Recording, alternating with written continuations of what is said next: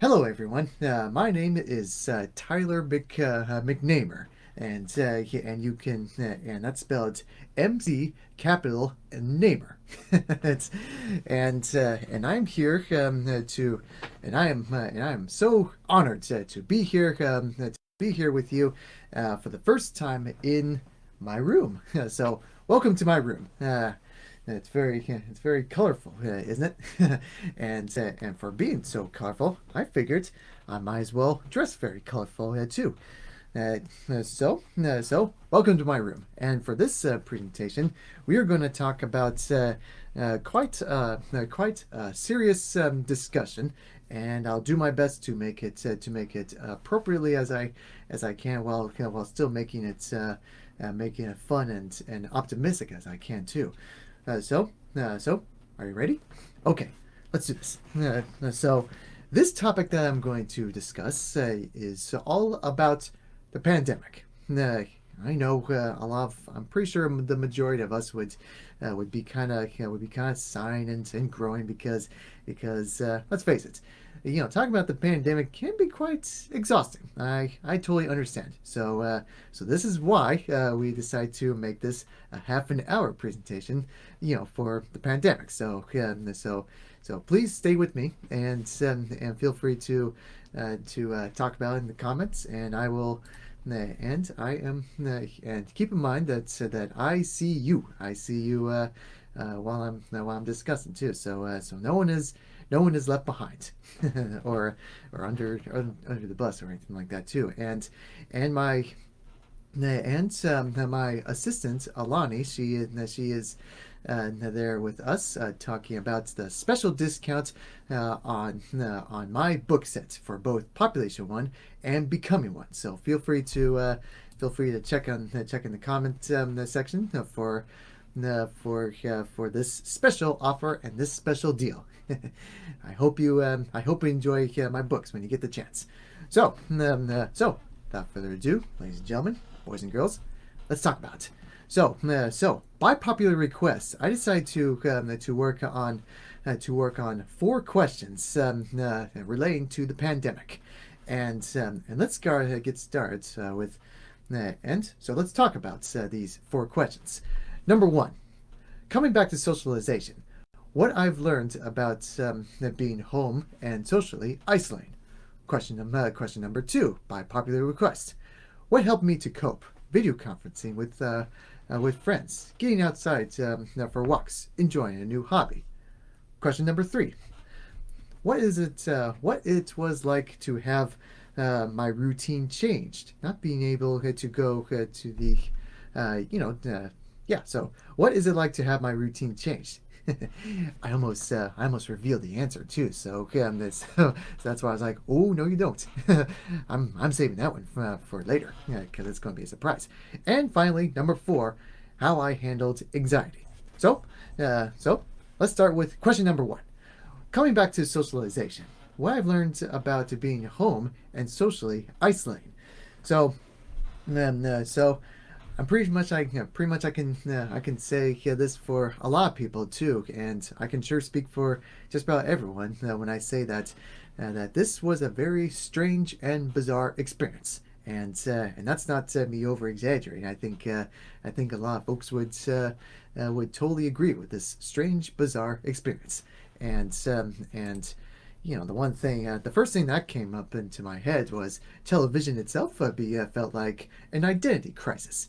Now we can go on and on about this, and we don't need to talk about television, because otherwise could go on for weeks. So moving forward, the only thing that I really cared about involving the television was basically what to do to stay safe for everyone. I was very into that kind of stuff. I was more into it's like hey, something extreme is going on. What can I do to help for everyone? And all that kind of stuff too. The one thing because it felt very personal to me, for this situation, because my mom, she's been working in the medical field for quite a long time, and to me, I feel like I just wanted to just do something good for the community, for here and for the whole country of the United States of America. So that's basically what I kind of want to do, personally too. I just want to make sure that I'm safe and also make sure that everyone else is safe as well. And I chose to change the routine because simply because I just want to keep everyone safe, and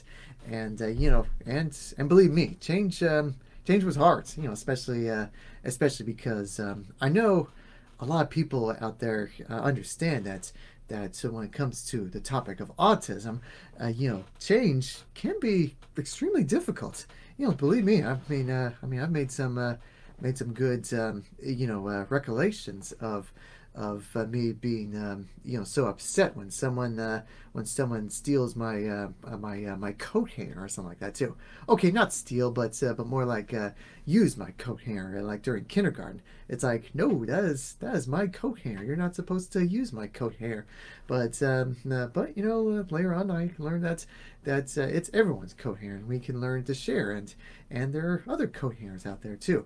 So I'm not going to go too over on that, but that's just an idea of how change can be quite difficult when it comes to autism, and for this situation, when it comes to the pandemic.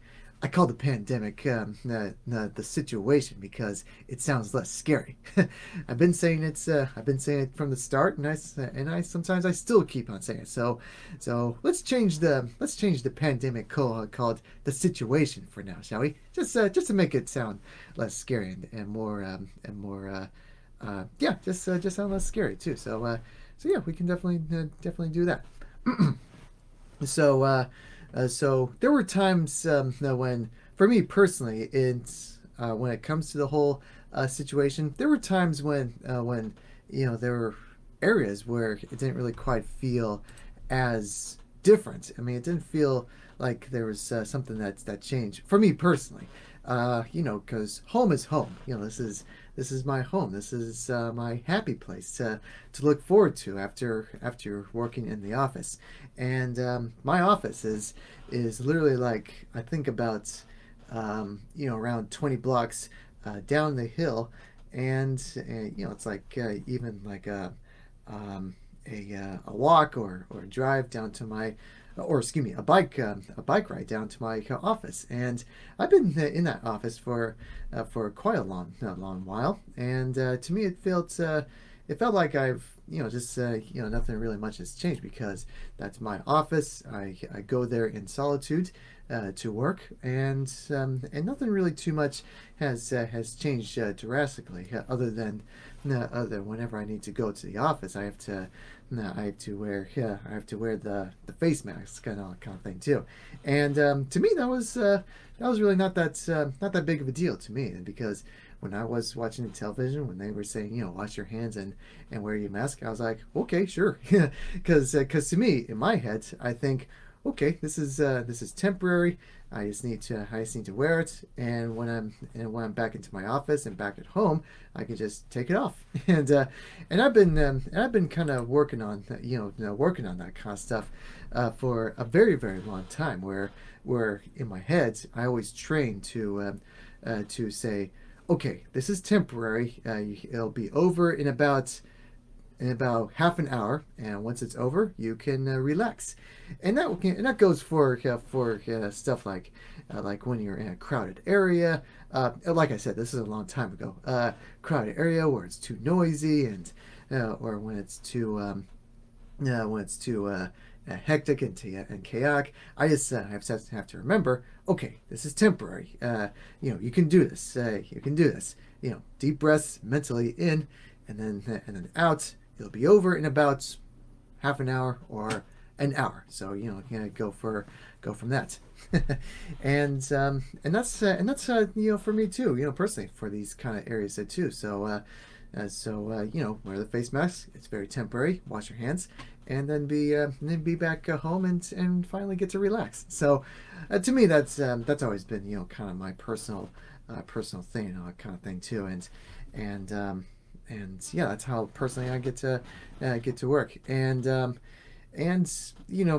these things, for the pandemic, the one part that didn't really feel too different was I still was able to be able to read and enjoy music during my downtime when I'm not working too. So those are pretty nice that I get to do that for my own solitude and my own isolation because for me I do enjoy my quiet isolation. It's very comforting. I get to be in my own world. I get to get to read and get to listen to music. I mean, to me that's just really that's just my one of the things I really enjoy doing. But and yeah, it's like. It's true. I really enjoy my isolation, and I don't really I don't really care too much for views or subscribers when I work on my personal hobby videos. Those are just more for the thrill of the challenge of producing and publishing projects that comfort me. Because the one thing I really enjoy doing is sometimes I like to edit and make videos, but that's more of a personal thing too. That's not really much for work. That's more of a personal thing too. And these days, I've been working on some new videos, so by popular demand. So this change of new routine is quite a good challenge, and it makes it kind of fun. But then there are also times too where I did not want to be alone on certain areas too. During the whole situation, and it just kind of came back to my senses where I think back. I even have like a little yearbook, a few of those yearbooks from high school at my what am I trying to say? At the a book a bookshelf. Excuse me. I have a few yearbooks at my bookshelf where I kind of look back at the yearbook, and even when I was doing the audiobook for becoming one, I kind of came back to my senses where I didn't want to be alone actually too. There was a time to be the lone be the lone star, and then there was times where I kind of was like, oh man, I need people actually too, whether it be my mom or my dad or family members or friends or those who just want to reach out on social media. And it's like I kind of don't want to be alone. Honestly, I just wanted to be with someone, no matter who it is. Even when back before the situation too. I kind of like to enjoy talking with strangers at the bar. It's to me it's very comforting to me too, and I kind of missed that. That's where I kind of came back to my senses, where I used to enjoy performing on stage back when I was in grade school all the way through high school. And it's true, I used to do that kind of stuff too. I used to be wild and crazy, and go on stage and kind of perform, do a show and all that kind of stuff. It was really fun. It was fun doing that too. Even keynote speaking events too. When I'm hired to go on tour, that to me is just super cool. It's like I get to see people. It's so energizing. It makes me happy. Uh, So um so and that part's kind of hard, for that kind of thing too. And I'm sure it's quite challenging for a lot of people too here and there too. Take it from me when I say I understand.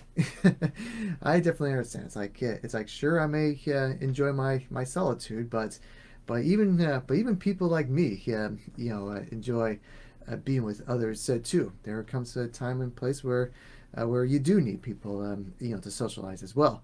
I think I remember, playing this computer game, this popular computer game called The Sims 4, where there's a little, there's a little the thing where it says social, and when the social meter goes down, it makes the characters in the game very tense. So they do need that social interaction. So I think the developers on that computer game were trying to tell us something there too. So that's where I kind of learned from as well. I just I kind of miss going out and talking to strangers. I miss going out to the arcades. I miss racing with rivals at the go-kart tracks. I miss the thrill of competition, and because I'm a very competitive guy too. Like you should see me, back at school or high school where I get to be where I was at the track and fields. I really like that. Enjoy. I really like that interaction of competition. That stuff is really comforting to me too. And so get to do that kind of thing. So the one benefit of I guess the one only benefit of being alone is taking all the time to myself, and kind of be able to think these through, and kind of reading, and all these kind of things too. So it's to me, I think it's kind of healthy in a way to when it comes to that as well. So that's all I can say for that. So I usually do some video ads as an alternative to entertain in a different kind of way too. Speaking in terms of putting out a show and performance. That's why I use video editing as an alternative to entertain in a much different way too. It's simply entitled Tyler McNamer. It's just some personal stuff I do just for fun. I don't make any profit on it. It's just it's more of a hobby kind of thing too. Similar to just reading all that kind of stuff too. That's what I like to do. So that's all I can say about question number one. Question number two was what helped me to cope when it comes to that. So video conferencing with friends, getting outside for walks, and enjoying a new hobby. So I would gladly talk about this too, because during the situation it's kind of the part where I said it took some time for myself. I have discovered new hobbies too, and I will get to that after this sip. Mm-hmm. Water is good for you too. Make sure you drink lots of water. There have been times when I was able to do game nights with my friends from Ohio. So shout out to them shout out to my friends from Ohio. We were able to play a lot of party games over there too. This was a really great warm up for being able to do this event live in my room. Thanks to my friends from Ohio, we were able to play a bunch of party games too, and it's really fun. Get to do that. Get to have that opportunity to play those games and that kind of thing too. And thanks to them, I was able to rediscover the beauty of video games. It's really quite fantastic. And the one other thing that helped me cope was be able to produce 36 videos on my personal video sharing a title simply called Tyler McNamer. Not for work. I don't edit videos for profit. That's just what I do for a hobby. But I've already said that already. So a new hobby that I rediscovered after 7 years was computer animation. That's after 7 years I rediscovered computer animation, and because when I was taking my time for myself, I was kind of scrolling through some files on my computer, and I kind of rediscovered some very old projects that I started but I never got done finished. And after and I just want to get back to it, kind of get back to this whole computer animation thing. I'm not personally thinking about applying for a job like at DreamWorks or anything like that. Even though DreamWorks is like one of my favorite studios, not just for animation, but like even live action in general, all that kind of stuff. I really like DreamWorks. They make some amazing films. I'm not really thinking about applying for a job like that, but that stuff to me is just kind of fun. Kind of fun doing that too. So that's right, computer animation. That's what I kind of do for a hobby. That kind of helped me cope. And haven't realized anything. So I haven't released anything yet. I kind of want the first project to be extra special, as special as writing Becoming One. That's that's a way I kind of think too. It's like I don't want my first project to be like a I'll be like a walk cycle or an or an idle animation and all that kind of stuff. Now I kind of want this to be special, so that's just the way I think and all that kind of stuff too. You know, if I release anything, I'll you'll be the first to know. so so moving forward, reading. I keep a bookcase to the right, filled with books. So I really enjoy reading. It's that's why I don't really use that's why you don't really see me interacting too much on Twitter because all that time I've been kind of just reading books here and there too. A lot of it's just informational books and all that kind of stuff too. Where I like to learn things too. I like to learn different topics here and there too, and some parts I even have nonfiction and fiction, and it makes it kind of nice, makes it very different, diversity here and there too, a variety, I guess I can say. Movies. Took the time to watch a collection of old VHS tapes. It's literally at that small closet where I have a bunch of VHS tapes in a very small CRT television. I like to keep things pretty simple and basic, so that's why I kind of have it right there, right there as well.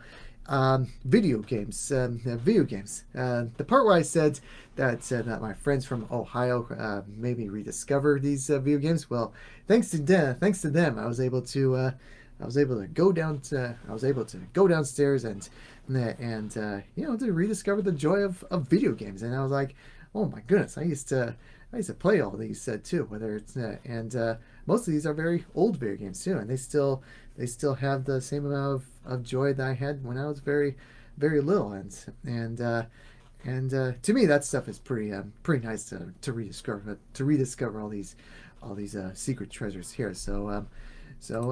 Yeah, feel free to ask anything relating to these relating to video games, and I'll do my best to answer them to the best of my ability. And it doesn't really matter if the games are old or new; they can still provide the same quality of interactive entertainment. And one more the one more thing that we my mom and I would do is this thing called the jar of goals. So in the jar of goals is pieces of paper that shows what we can do once all of this is over for us. Once the situation was over, we would dig into the jar and figure out what we can do after this was all over, because because here in Washington we have uplifted all mandates, and we were able to go out in a civilized society. So that makes it really nice. That makes it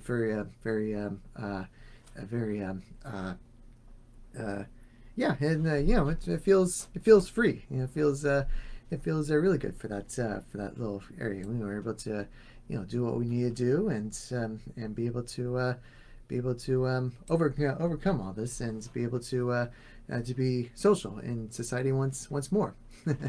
So that's why I can that's why I can say okay too. Number three, what it was like to have my routine changed, and this part was really quite popular here because it was by full request. So I will do my best to answer. So the one thing that really was quite difficult and very challenging to me, very challenging. It was not being able to play pinball and that part was the hardest thing for me too, because because pinball has always been one of my favorite things to do, and being as a stress reliever, and not being able to play pinball. I mean, to me that was devastating to me. I mean, it was like be able to calm me down whenever I play pinball. It's like it's like sometimes even playing games. Sometimes even playing the games that can cause more stress only because of the thrill of the challenge, and that's why I love pinball so much because it's challenging, and I would rather stress over that and then stress about other things. So it's like everything is stressful the way it is. So I rather stress on pinball than whatever else is going on, and not being able to play pinball. I mean, that stuff is was really quite difficult to that kind of stuff too, and that's why it took a while to figure out how to cope and how to relieve on this whole stressful situation, all kind of thing too. So that's why it was kind of nice because it's like computer animation was kind of like a an alternative for pinball for the largest time. Today I was able to play pinball once more. Okay, not today, but like yesterday, I was able to go to a pinball place, and that was a lot of fun. Get to do that. I was like at long last. It was so cool. It was super duper reliever, and I even kind of did that victory pose that you see on Population One, where it's like the figure spreads his arms to spreads to the air like that. It's like victory, and I literally did that too when I was able to play pinball once more too, because that's how much I enjoyed pinball so much. I even dedicated an entire chapter on becoming one because of it too. Yeah, having that routine change of not being able to play pinball, that to me was quite an adventure too. And I was not able to keep in touch with family and not and be able to see them and hug them. That also too was very tough as well. I was able to I was able to be able to see them and hug my dad and my mom and all that kind of thing too, because they're my parents and their family and all that kind of thing. And a lot of other family members are way farther away and all that kind of stuff too, so we wouldn't be able to do that and all that kind of stuff properly, and for those kind of areas as well. And that tough, man. I'm sure there's a lot. I mean, I know there are a lot of people there that's kind of go through that situation, and every time I see videos, like on the TV or on the internet, when people not be able to do that, to me that's hard. That's kind of hard to watch that kind of thing too, because for me it's like I can't really do anything about it, and I feel kind of helpless or hopeless that I can't do stuff and all that kind of thing. It's like I wish I could do something, but in those kind of situations, I just couldn't. And to me, it's like I want to help, but it's like there's nothing much I really can do and all that kind of stuff. I mean, to me, that stuff was kind of tough. When I see these things too, and I kind of feel for them. It's like I know all these things that kind of happen, all that kind of thing too, and I'm very from the top, bottom, and from the top, side, and bottom of my heart, I'm very sorry, for these areas too. And it's like I can only guess on how rough those situations too. And I'm very sorry for these areas too. It's like I know this topic is very serious and strict, and I like to put like an optimistic side and all that kind of thing, but I understand how tricky it can be too, and not be able to see loved ones for a while. It's I know it's just one of those yeah, it's just yeah, I'm very sorry. That's all I can very say about this. Yeah, and yeah, that's yeah, that kind of thing too. So moving forward, changing the routine. I've been working from the office still. It's nothing much has really changed from the routine. It's quiet. I'm in my own space in my office, and I'm not bothering anyone. So that makes it pretty nice. The only one change was the one change in routine is not going off on big adventures after working so hard, like taking the bus and going to the record store and or going out to eat. That was kind of a change in routine. I really enjoyed doing that, and not be able to do that kind of stuff. That was pretty tricky for that little area too. So yeah, that took some time and to myself and learning how to change routine. It was kind of like a personal journey for these kind of areas as well. And finally, number four. Number four. Promised it was going to be a half an hour, and I'm going to make it in half an hour. And after that, I will be able to take some questions and answer to the best of my ability. So looking forward to that. So finally, grand finale, number four. How I handled anxiety, because because anxiety was pretty much a must. Hmm.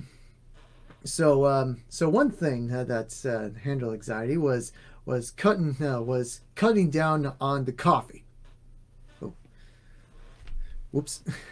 And that part was very hard.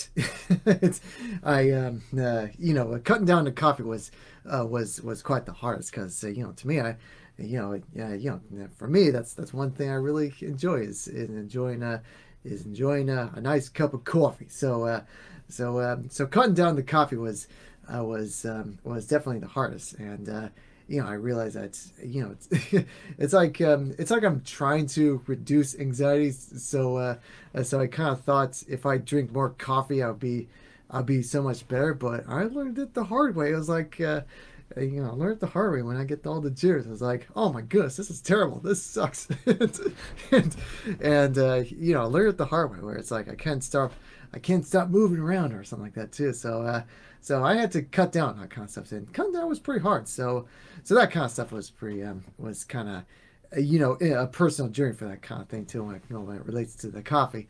And so another thing that's helped was for the anxiety, next to cutting down the coffee, was the bathtub. And the bathtub is one of my favorite places to be at the end of a day. I almost take one at least like once or twice a week or something like that too. That place to me is like a really good recharging station, as I call it. Reading the tub is what I enjoy doing. Like whenever I go to the like I like to go to the library, which is literally like 10 blocks from my house. And I go to the library, check out some books, and then I read in the tub. That's what I enjoy doing. And it's really, that to me is really good at how I handle anxiety as well. And and I the other thing that I like to do is I was never really quite too hesitant to reaching out to my mom when having anxiety too, reaching out to family members, kind of thing too. That stuff to me was pretty was really nice. Like it's like man, I'm kind of nervous. I don't know what to do, kind of thing. And so I take the time to reach out, especially to my mom, now for these areas as well. So that's one thing I really enjoy. That makes me feel good. It comforts me. And I'm a big huge music listener. That's why I said before. It's like I want to play jazz music, in the background, but I know I can't at the moment. It's fun to rediscover previous favorites and discover new ones. So I like to do this thing called a Napster quest or a Spotify quest, where it's like I go to Napster or Spotify equally. I like to use both, and I get to discover new exciting music here and there too. There were a lot of not so good ones, but then there are ones that are so good, I just end up listening to them repeatedly, and to me that's like so much fun, and to me that kind of brings down the anxiety too. It's just listen to music. You probably see me with either earbuds or with headphones, here and there too, and and that's how much I really love and appreciate music is, and to me that's just a really good way to handle anxiety for these kind of areas too. It's like an escape to new worlds in the songs. That's why I like to say that's why I like to see it for these kind of areas as well. So that's why I do. And finally, finally, this is the most important thing that helped me with anxiety. This is the number one thing that helped me handle the anxiety is keeping the hope close that we will make it all the way through the pandemic. After reading all about previous pandemics in history, I've been reading nonstop. Well, okay, not nonstop, but I've been reading a bunch of books of previous pandemics, like the swine flu and the Spanish flu and all these other different flus and pandemics throughout history. And the one thing I've always kind of learned about these things is that they all made it. They all did it. I'm sure a lot of people back in the day would probably say something similar, like this will never end, or we will never go through this, or something along the lines of it's still going to happen. I'm not sure if we can make it or anything like that too. But in the end, throughout history, they all made it. And after reading all these different examples of pandemics, I kind of just learned that it's like, hey, we are in a pandemic. I know it sucks. I know it's so terrible, no, I always kind of say to myself, be not afraid, and we will be able to get through this all together. And to me, that lowers my anxiety of having that hope of going through this all together. And when I keep thinking about that, I just that's how I was able to go through how they keep this optimistic attitude, saying that we will make it. Be not afraid, and that's how I was, and that's how to me I was able to. That's how I was able to do it, and finally, the very one thing, the one only thing that I'm very much looking forward to, after it's all over and done with, is to finally, at long last, have a book release party. And that's right. I never. That's right. There's a little known fact too, and you hear it. For the first time. Is that I have never had a book release party. Not for Population One. Not for Becoming One. Never had one. Isn't that wild? So I always kind of keep that hope close. That at long last I will be able to have that book release party for both Population One and Becoming One. So that is all I can say. That's all I can say about these four questions relating to the pandemic, and I'm looking forward to forward to the book release party. I might be able to stream it for you. It's going to be fantastic. I'm already looking forward to it. So without further ado, this is the end of the half-hour presentation of the pandemic special, or the topic relating to the pandemic. Thank you all for listening in, and remember, there are no limits, only adjustments. Thank you so much. I'm Tyler McNamer, and you are hearing this live from my living room or from my room. Yeah. Sometimes I still stumble on my words, for the whole star nod concept too. So yeah, thank you all very much.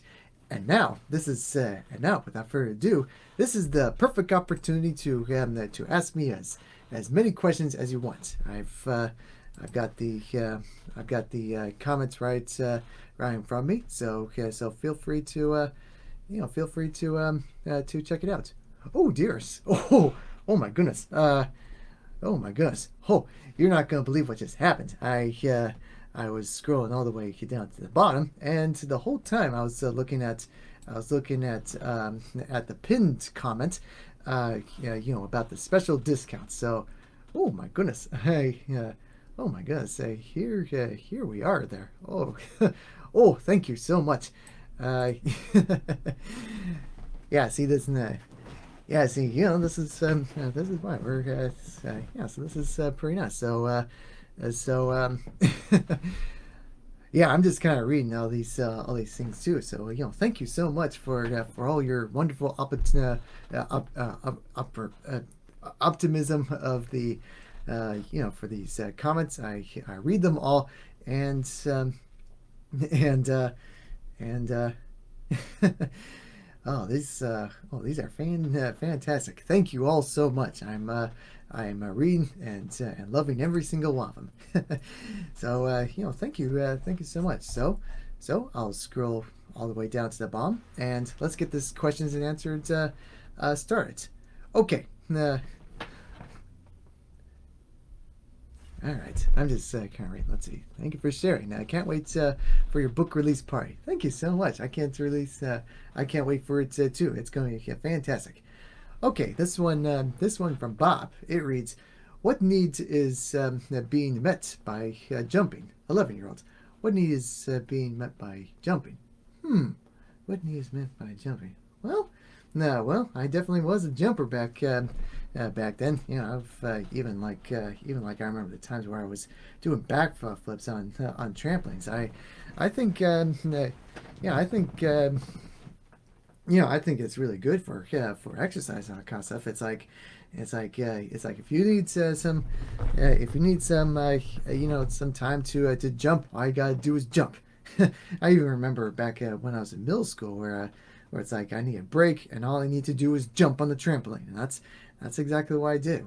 There was actually a trampoline at the woodworks at the wood area where people do some carving and all that kind of stuff, and believe it or not, that's what I kind of did. So as I just kind of, when I needed the break, I kind of just need to jump on the trampoline to get all that stimulus out. Yeah, thanks for asking that, Jennifer. It reads, Tyler, are you going to write any more books? Another book? That's a really common question. For the time being, I'm going to leave it at 2 books for now. I think 2 books is just the right amount. I'm not planning on writing any more for now, but I might have probably teased some upcoming novels in Becoming One. There are 5 of them actually too. See if you can find these five what I'd like to call concept stories too. Who knows? I might start writing those in the future. But at the moment, I feel pretty good where I'm at the moment.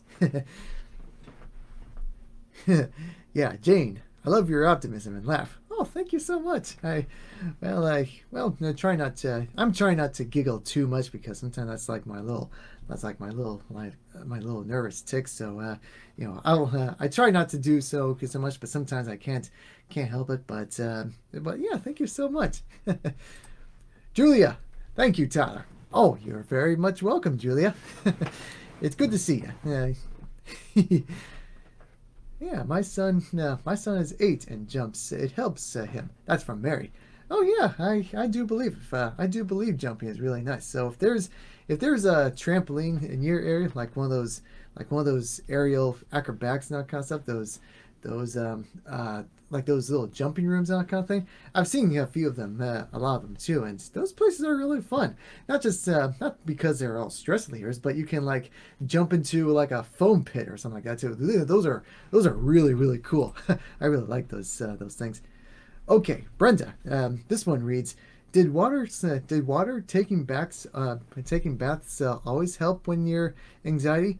For me, it almost always helps. Back then I was a big, strong swimmer, and today I'm still a very strong swimmer too. In fact, there's a aquatic center like 5 blocks from my house, and I haven't been there in like years, so it kind of makes me want to go back to it just for a good swim here and there too. But yeah, water for whatever reason, that always helped me. It's like if there's like a water park or like a beach or anything that involves water. It's like show me where that is so I can have fun and reduce the anxiety, kind of thing too. So for me personally, that's kind of my place for comfort, that kind of thing too. So thanks for asking, and I think maybe there's some people out there that enjoy it, that enjoy it as well. Okay, so okay, Jane. This one reads, my grandson Grayson will bump into other kids. How do you think we should handle this?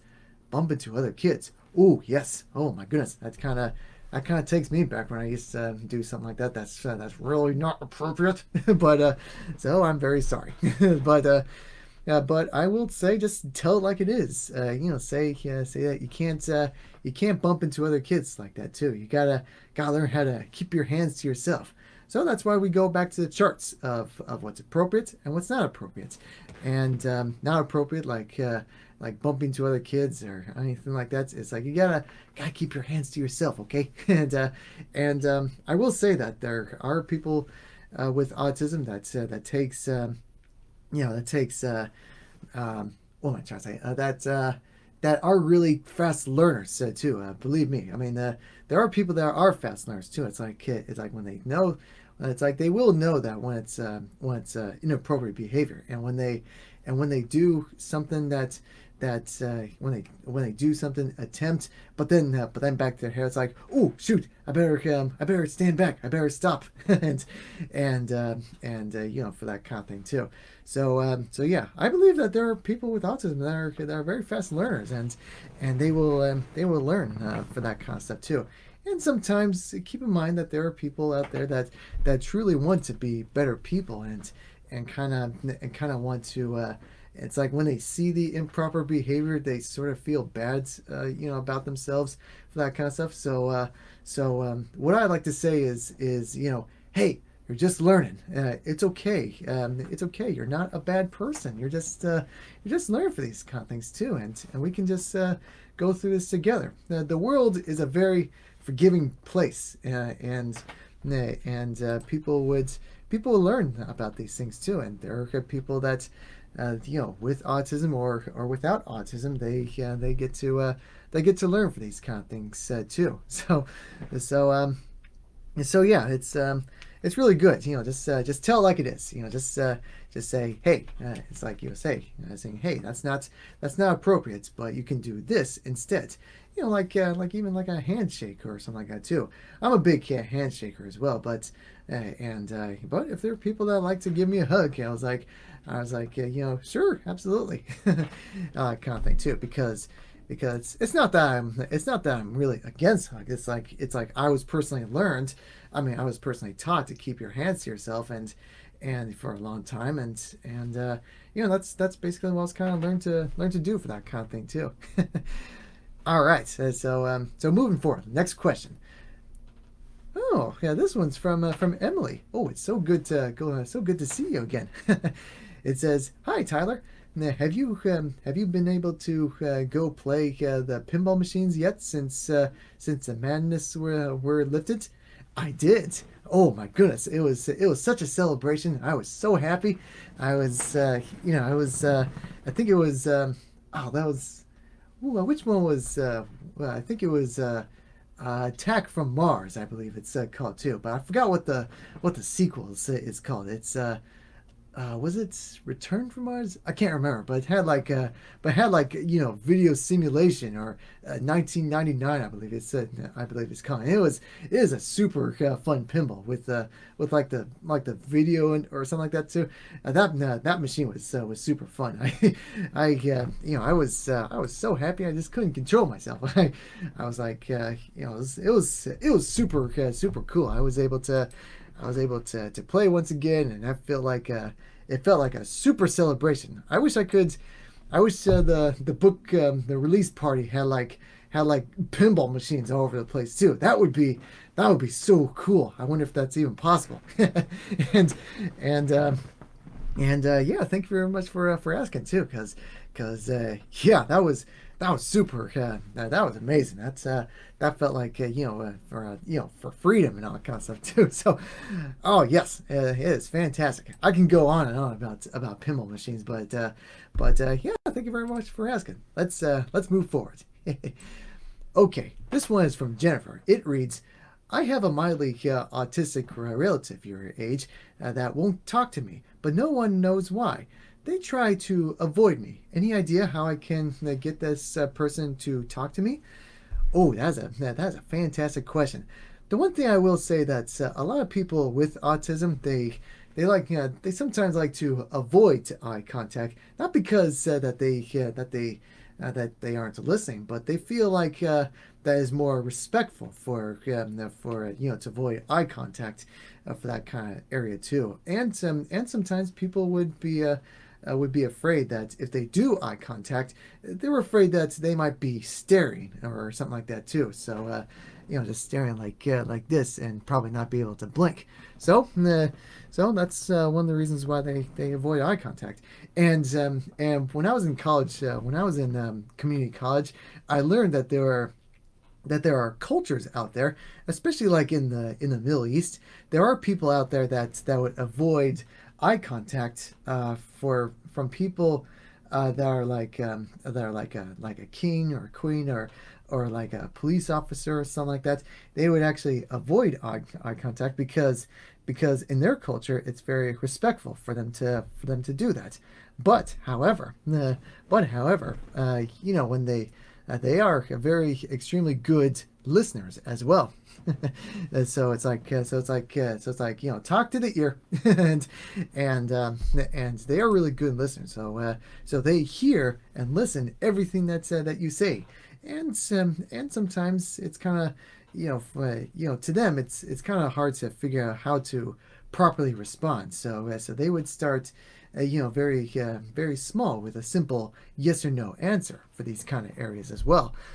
So a really good place to start is start with yes or no, and if they don't and if they're not ready to say to actually say yes or no, they can just start with like a simple nod or a simple shake in the head or shaking your head like that too. So that makes it really good for good breakthroughs. And when the opportunity hits, it's okay to say talk to me or it's like what's on your mind, and have that undivided attention. And keep in mind too that a lot of people with autism, they're afraid that they're going to say something to them in their minds. They're afraid that they'll say something stupid or say something not so intelligent, or not or say something that may be considered inappropriate or improper and all that kind of stuff too.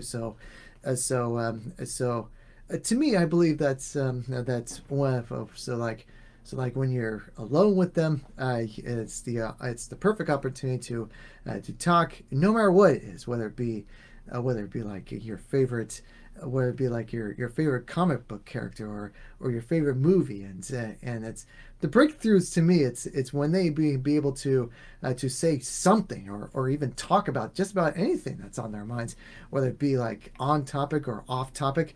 To me, just saying anything in general, that to me is just is a big breakthrough. It's in its own tent. So I know. Okay, I know there are words in there inside the head. It just takes some times to take some times to get them out. But I know they're there. We just need just a good extra push.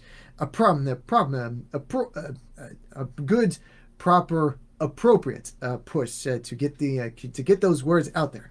I know they're out there. It just take some time. So whether it be, it can either take a year, or maybe it takes 5 years, or maybe even takes 7 years. You just never know. I just know that it'll happen one of these days too. I always have that, and we just need to help them. Okay, next question. This one is from Jane. This one reads, Grayson will only eat pizza, Chef Boyardee spaghetti, peanut butter sandwiches, and sweets. Were you a picky eater? Oh yes, I was. Oh my goodness, I can only eat like three different stuff. It's like piece of bagels, peanut butter jelly sandwich, and spaghetti. Spaghetti. I know. I like to call it spaghetti just for the fun of it. But it's true. It's like those three things, and pancakes kind of thing too, and a few other things too. So my mother, she would actually secretly add some extra protein to the pasta. That way, I'll be able to get the natural protein for that kind of stuff too. But in time, when I was a teenager, and even going through all the way to adulthood, I slowly be able to challenge myself into enjoying new exotic foods. I think it was probably like when I was like 17, I believe too. That's how I was able to expand on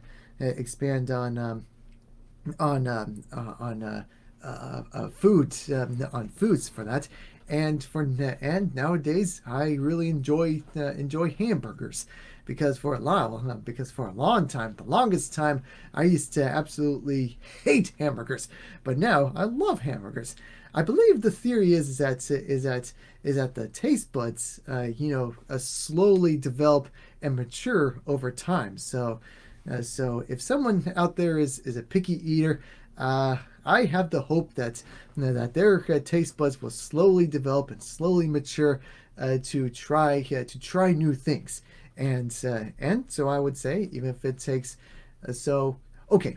Here's a good challenge. Are you ready? The challenge is at least once every year, try a new food. Let's try anything for at least 1 year. 1 year up, and if they don't like it, then we'll try it again the next year. So give that a try. Just give it a try, and if they're not ready for it, then hey, we'll try it again the next time. The one food I'm still not really into is tomatoes. That's the one food I'm not really too fond of. It's funny too, because it's like I'm into tomato paste or tomato sauce, like in pizza or anything like that. But tomatoes on themselves, it's like someone else can eat that for me.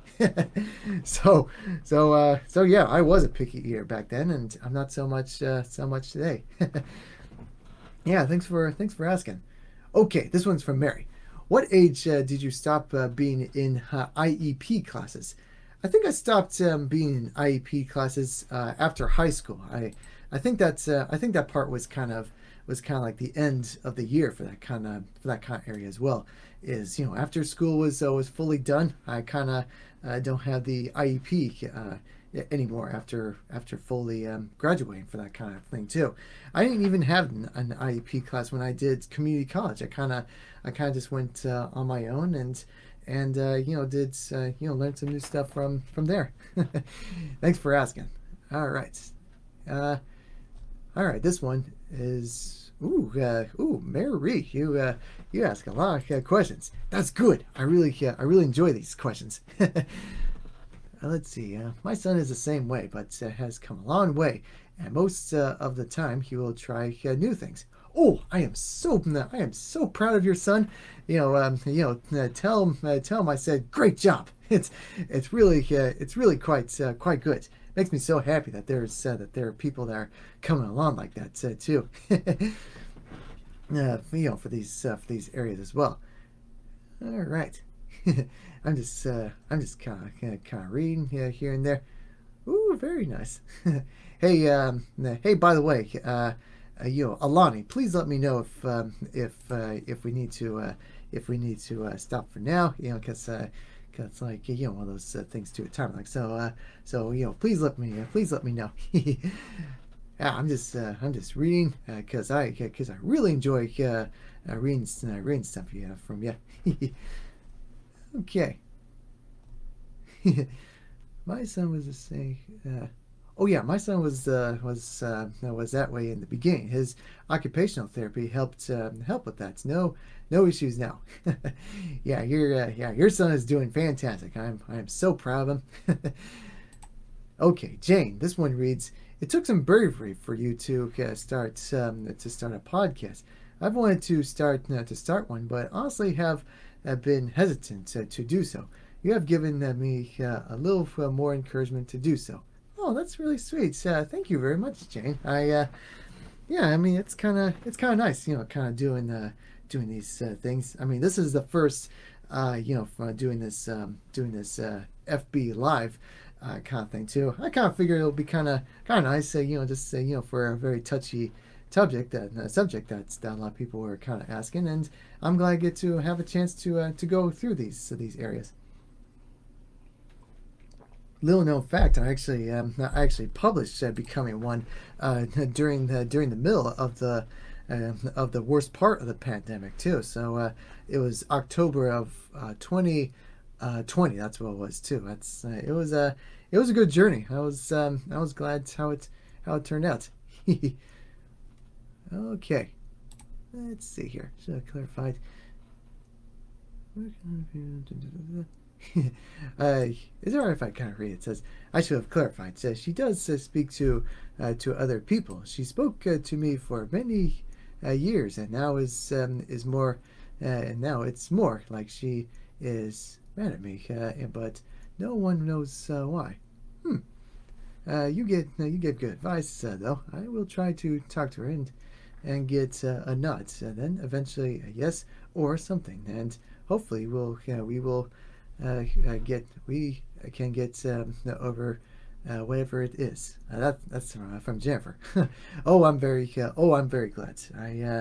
All I can really say is I definitely hope things will go on, because sometimes the way I kind of see it too is like there are people that kind of, okay, here's how I see it. Okay, here's how I kind of do it, because there were some things where I kind of gets mad at my dad, and to me the way I kind of want to do it is like, it's like I don't want to talk to dad, not because it's like I hold a grudge or anything like that.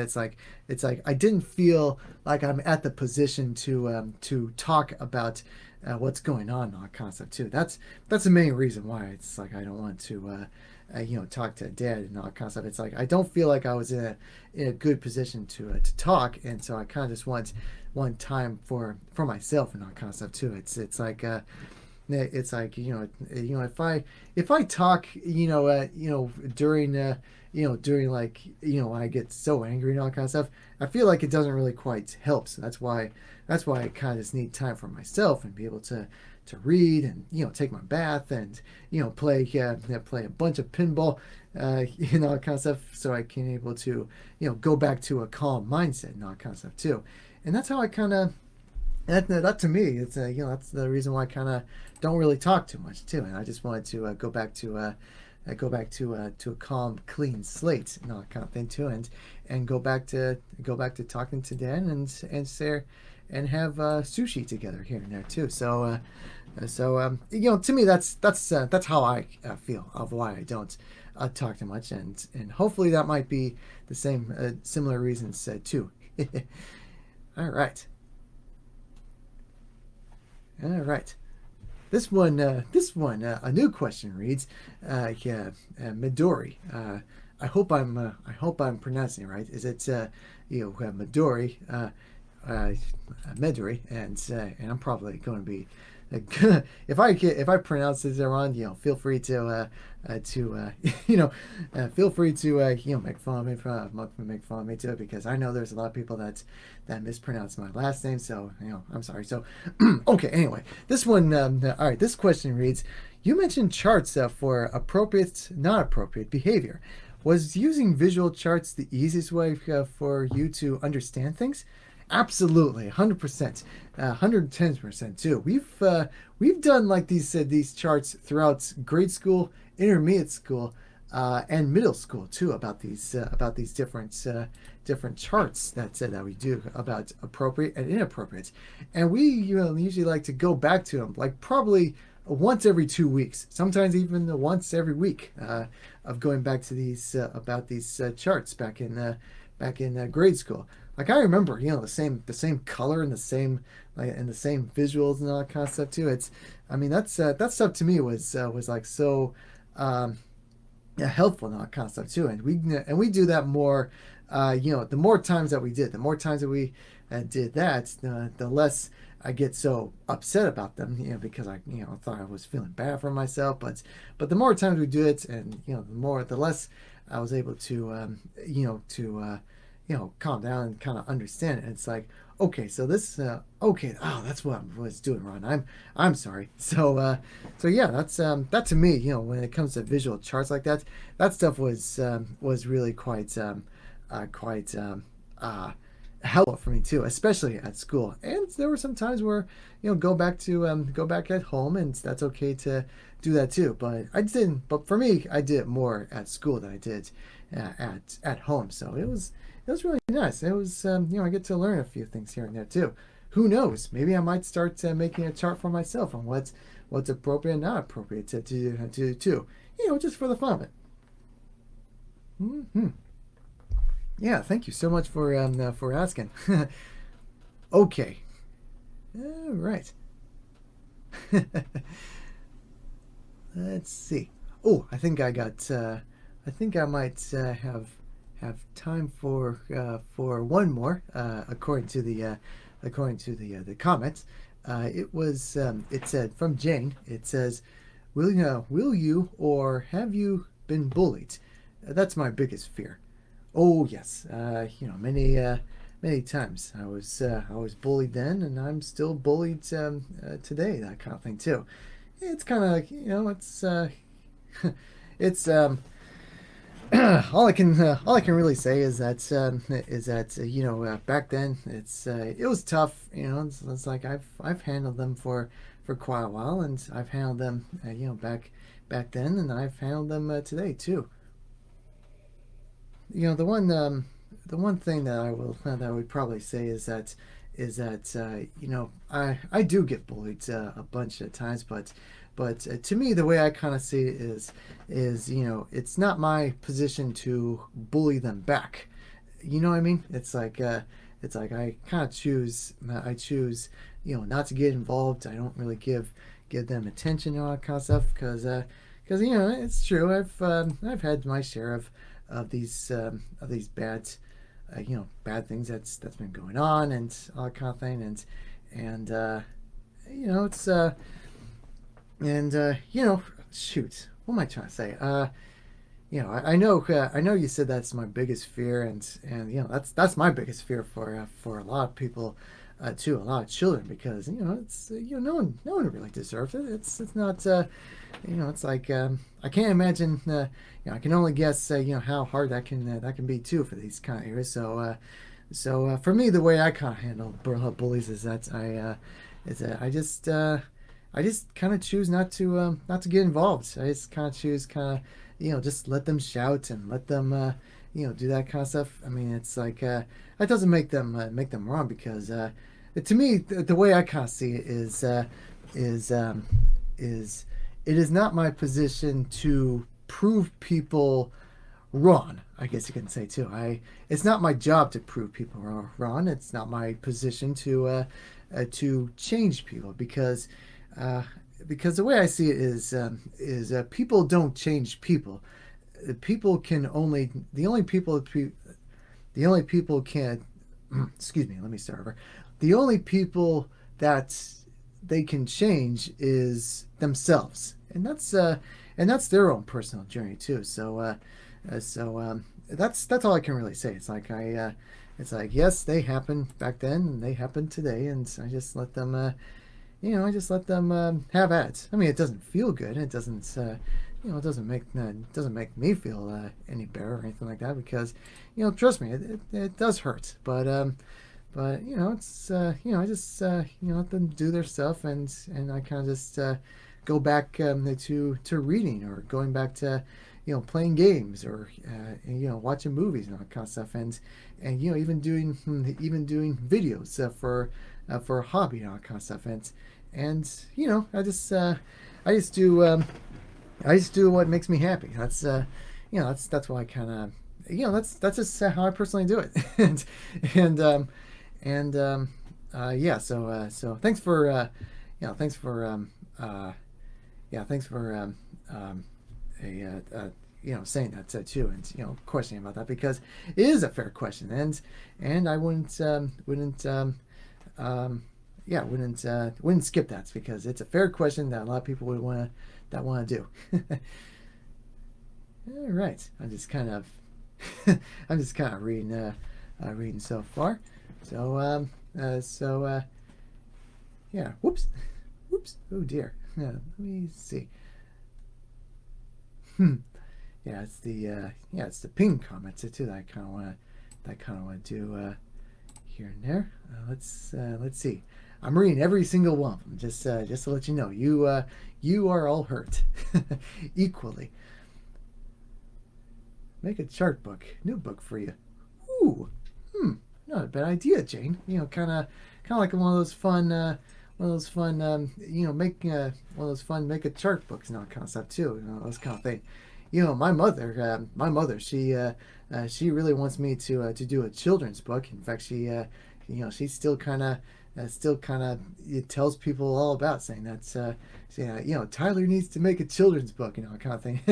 And it's like, I kind of it's like one of those things where it's like that does sound like a super cool idea, because I like children's books, and I love kids. Kids are the future and all that kind of stuff. But the one thing, it's like I, as much as I do want to write a children's book, I kind of want to write something that's good for kids, and find a good illustrator for those for that kind of stuff too, because I'm not really like a hired top professional illustrator, in all honesty.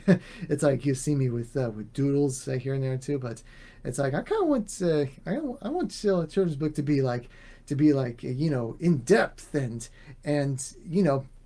as you can see in my room, it's colorful and all that kind of thing too, and full of life, and full of excitement for these colors too. It's because that's my personal style. It's vibrant colors, and in fact, I even in fact, a long time ago, I've actually received a mail, or excuse me, a letter from a kid that saw me as I think he called me it was like Captain Rainbow or something like that too. It's because of that small short story called The Rainbow Seat, and it's true. I really loved rainbows, and I still love rainbows too. It's the whole vibrant color and all that kind of stuff too.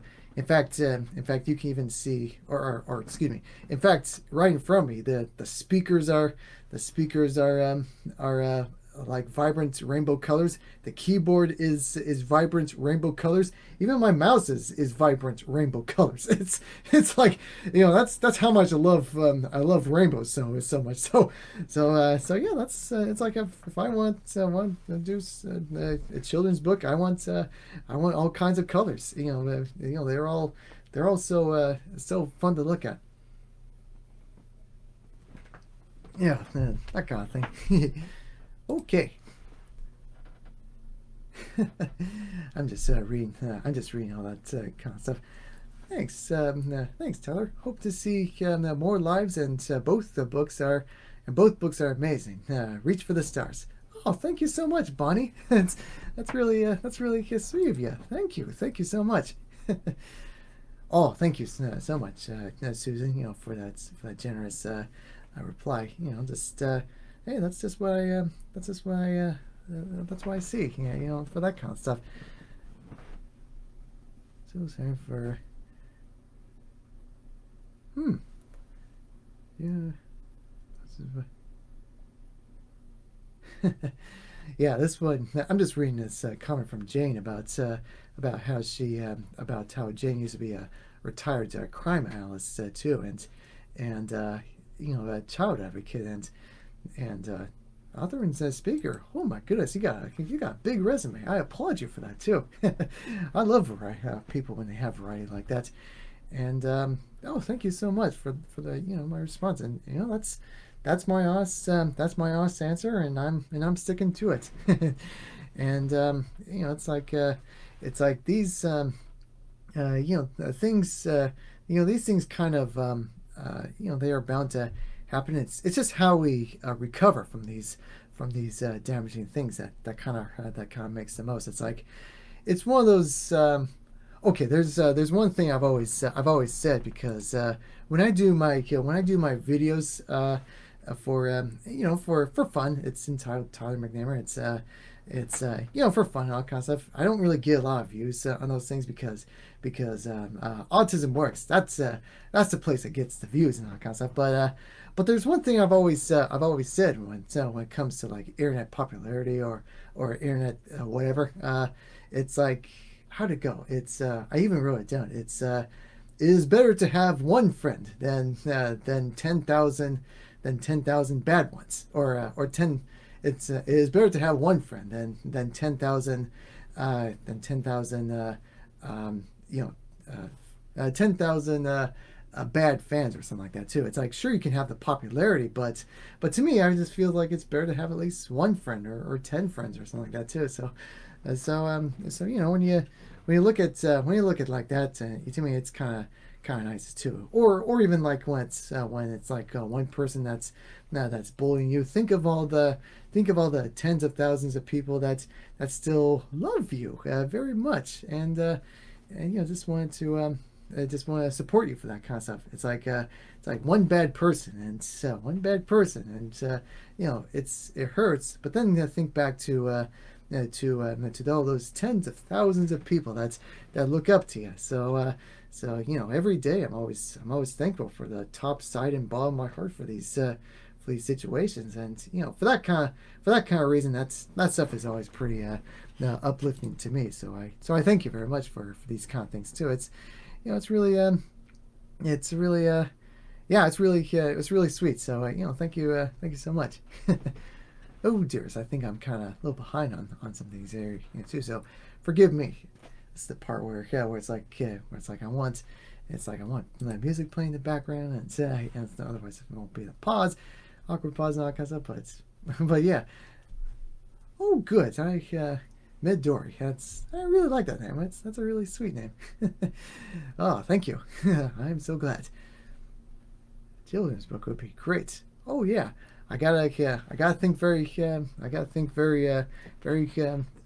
carefully about what to write because I like to think of like kids books that are like not because kids are smart. Kids are smart beings, and it's like I don't want to write just anything because I want to make a good story and all that kind of stuff. Like for example, the Velveteen Rabbit.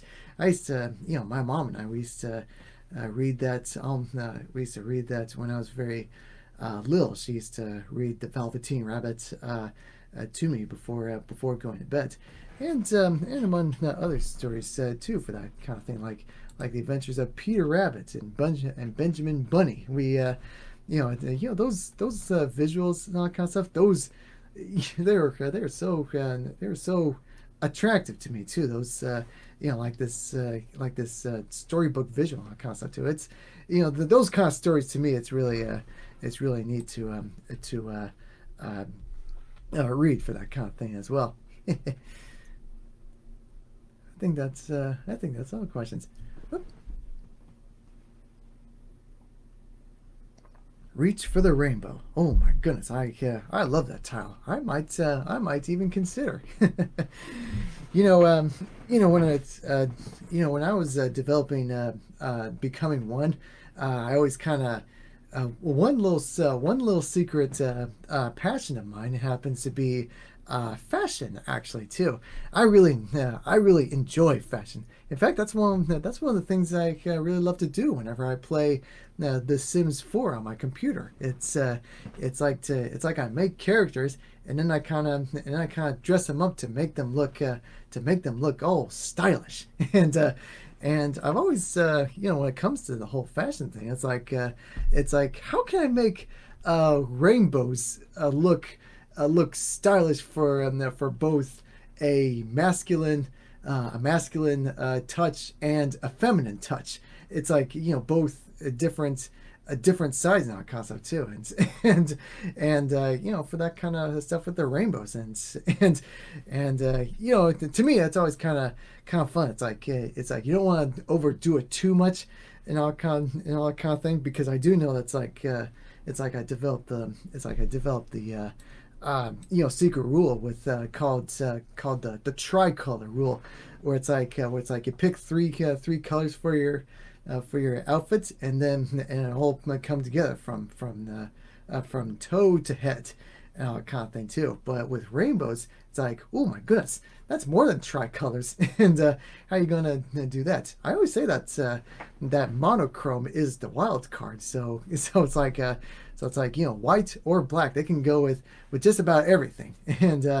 And for that concept too. I don't know. I don't know. I've always kind of wanted to share that. That's like one of my secret passions of involving fashion. And I always kind of wonder how you gonna make rainbows for both for separate areas, for a feminine touch and then a masculine touch. It's to me it's always to me that's always very fascinating to me for these areas as well.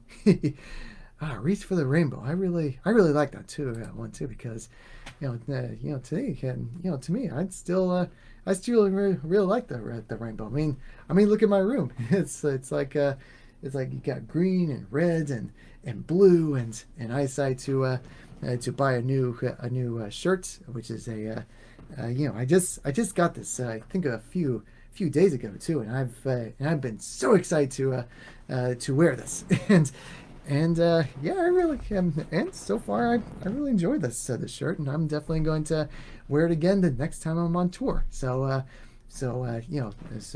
be the first to know. Excuse me. Quality friends over quantity friends. And I see Bonnie and Mary having red and blue hearts. It's so pretty to look at. Thank you so much.